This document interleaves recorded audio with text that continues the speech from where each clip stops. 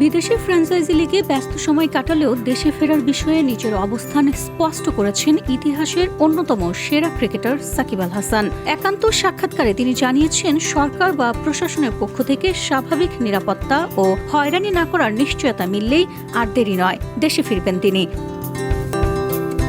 মুম্বাই থেকে দেওয়া এই সাক্ষাৎকারে সাকিব বলেন, তিনি আইনি লড়াইয়ের জন্য প্রস্তুত। তার বিরুদ্ধে থাকা মামলাগুলো আদালতে মোকাবেলা করতে চান তিনি। তবে দরকার শুধু একটি গ্যারান্টি, আইনি প্রক্রিয়া চলাকালে যেন কোনো হয়রানি না করা হয় তাকে।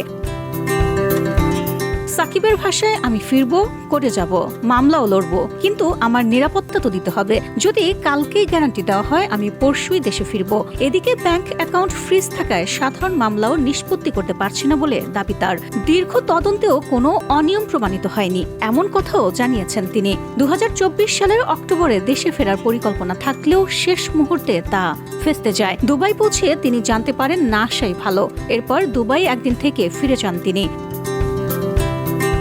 রাজনৈতিক প্রসঙ্গেও কথা বলেছেন সাকিব। 2024 টি-20 বিশ্বকাপে বাংলাদেশের অংশ না নেওয়াকে তিনি বড় ভুল হিসেবে দেখছেন। তার মতে এর পেছনে ছিল রাজনৈতিক উদ্দেশ্য এবং বোর্ড কর্মকর্তাদেরও দায়। জুলাই আন্দোলন নিয়ে নিজের নীরবতার ব্যাখ্যা এবং বিতর্কিত ফেসবুক স্ট্যাটাস নিয়ে সাকিব বলেন, যুক্তরাষ্ট্র ও কানাডায় অবস্থান করায় পরিস্থিতির গভীরতা বুঝতে পারেননি তিনি। ইন্টারনেট বন্ধ থাকায় আপডেট থেকেও ছিলেন বহু দূরে। জুলাই আন্দোলনে নিহতদের প্রতি সমবেদনা জানিয়ে তিনি বলেন, প্রতিটি জীবনের মূল্য সমান। রাজনৈতিক অবস্থান নিয়েও স্পষ্ট বার্তা দিয়েছেন এই সাবেক সংসদ সদস্য। তিনি বলেন, যে দলে নাম লিখিয়েছেন তার প্রতি অনুগত থাকবেন ও আজীবন কেউ কাউকে নিষিদ্ধ করে রাখতে পারবে না। নিজের দেশে ফেরা আটকে যাওয়াকে তিনি আখ্যা দিয়েছেন সাজানো মব হিসেবেও।